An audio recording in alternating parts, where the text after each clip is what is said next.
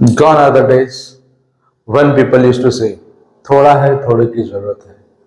वो दिन चले गए जब लोग कहते थे थोड़ा है थोड़े की जरूरत है। आज थोड़ा किसी को भी नहीं चाहिए, सभी को अपनी लाइफ में मच और मेनी चाहिए।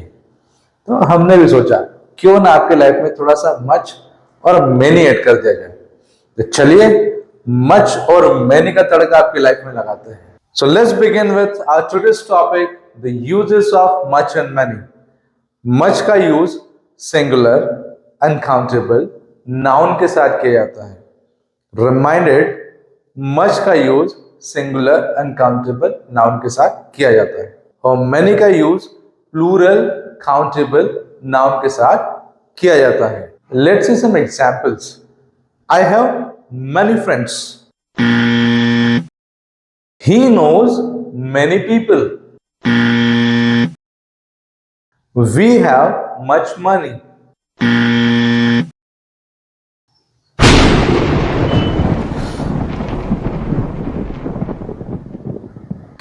डियर अजय सर, ये सारे सेंटेंसेस ग्रामेटिकली इनकरेक्ट हैं। What? Grammatically incorrect है। पर ये तो हमने कभी सोचा ही नहीं। हम लोग तो बिंदास ऐसे ही इन सेंटेंसेस का यूज करते आ रहे हैं। अब क्या करें? वेल, कोई बात नहीं। It is never too late to mend. जब जागे तब सवेरा। कोई नहीं, हम फिर से शुरू करते हैं। Will start from scratch. The uses of much and many. Much का यूज सिंगुलर अनकाउंटेबल नाउन के साथ किया जाता है। रिमाइंडेड, मच का यूज सिंगुलर अनकाउंटेबल नाउन के साथ किया जाता है। Example, I don't have much money. यहां मनी सिंगुलर अनकाउंटेबल नाउन है और इसके पहले हमने मच का यूज किया है। Do you have much knowledge? Knowledge भी सिंगुलर अनकाउंटेबल नाउन है, इसीलिए यहां पर नॉलेज के पहले हमने मच का यूज किया है। मैनी, मैनी का यूज प्लूरल काउंटेबल नाउन के पहले किया जाता है। Reminded, many is used before plural countable noun. Many का यूज प्लूरल काउंटेबल नाउन के पहले किया जाता है। Example, I don't have many friends. यहां फ्रेंड्स प्लूरल काउंटेबल नाउन है, फ्रेंड्स की गिनती होती है, इसलिए यहां हमने फ्रेंड्स के पहले मैनी का यूज किया है। He doesn't have many questions. Question plural countable noun है, इसलिए यहां क्वेश्चंस के पहले many का यूज हुआ है। I don't have much money. Do you have much knowledge? I do not have many friends. He does not have many questions.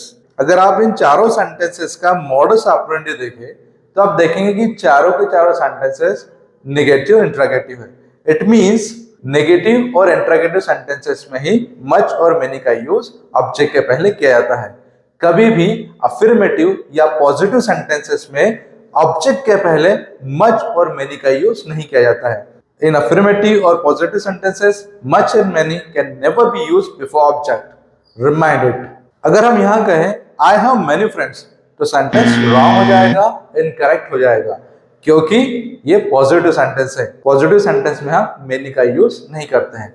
Instead of many we can use plenty of, lots of, a lot of, a large number of, a great many of, a good many of जैसे words का use हम कर सकते हैं। तो sentence हो जाएगा I know a lot of people और I know lots of people.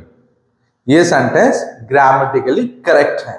In the same manner, अगर आप कहें he has much time, this sentence also grammatically incorrect। ये सेंटेंस भी ग्रामेटिकली इनकरेक्ट है क्योंकि ये पॉजिटिव सेंटेंस है और पॉजिटिव सेंटेंस में हम कभी भी मच और मेनी का यूज नहीं करते हैं। So here instead of much we can use a great deal of, a good deal of, a lot of, lots of, plenty of, a large quantity of जैसे वर्ड्स का use हम कर सकते हैं। तो हमारा सेंटेंस हो जाएगा he has a lot of time और he has a plenty of time।